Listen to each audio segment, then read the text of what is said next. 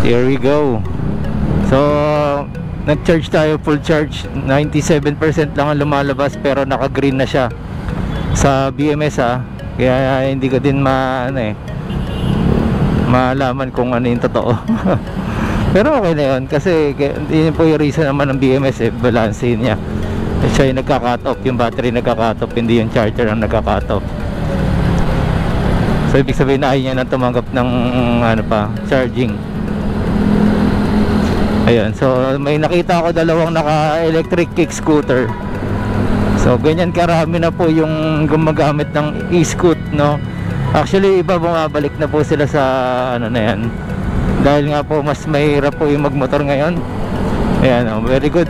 Naka visible helmet siya, nakatayo siya na gumagamit. Ayan, I think it's double. Ayan, double D nga. VA. Mas modelo yun sa kanya desa sa akin, kasi nakasi na yung shocks niya. Okay, nasa na isa? Nawala. Ang bilis nawala yung isa. Okay, level 2. Check natin yung speed natin. Ayan, tatawid, diretso, pangusay, may bata kasama. Ayun yung isa. Naka helmet na pang bisikleta. Not bad, kasi e-bike pa rin naman siya ang tinatawag. Ayan, nakatayo din siya.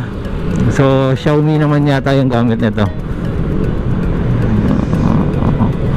Okay, 45, 46. Hindi ko nabuksan yung GPS para makita natin yung accuracy. Okay, level 3 natin habang sumasabay tayo sa mga motor. Unahan natin to. Kaya hindi nyo na po magagawa yun sa sa EDSA guys, yung mataw. Although alam ko meron na rin ditong NCAP Ayan, 40 plus ang nagiging takbo natin. Yung sagad try natin mamaya pauwi. Kaya lang hindi kinakapos tayo ng kalsada guys. Kaya yun yung reason ko bakit hindi ko na kailangan ng masyadong malakas na e-bike, no?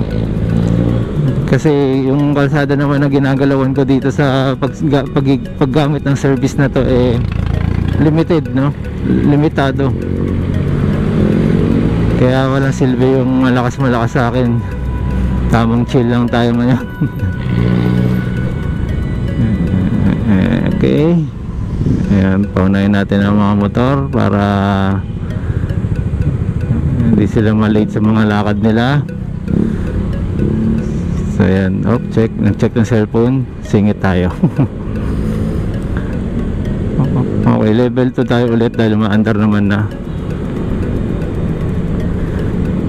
Abot ba tayo sa stoplight?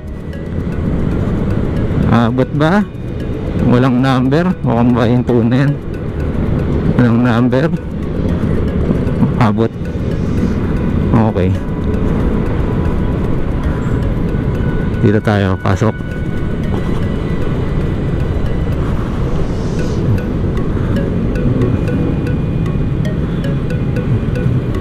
Ayan. Iniwasan ko din masyadong humiga kasi sumasayad yung center stand natin. Okay, balik tayo sa may malapit sa bike lane. As much as possible medyo dikit lang tayo sa bike lane para kung sakaling kailangan natin pumasok madali tayong papasok. Kasi galing tayo sa gitna, magsiswerve tayo ng napakalaki, makakaabala tayo sa ibang tao nun. Papasok na tayo. Yung may magko-comment na naman dyan, mga NCAP ka, nasa bike lane ka Okay, tingnan nyo po muna kung ano yung gamit ko.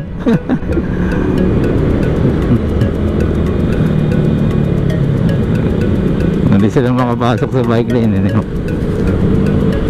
diba? Ang saya, diba? So yun lang guys, at ingat lang po pa rin dahil meron po tayo makakasabay talagang mga nakabike. Ayun, meron doon sa dulo. Ayan, so thank you, salamat. Ayan meron na rin tayo dito sa Japan guys. So okay, once again, Marvin Chua Motovlog po. Maraming salamat po. Salamat din po sa mga nag-subscribe. Okay, bulol pa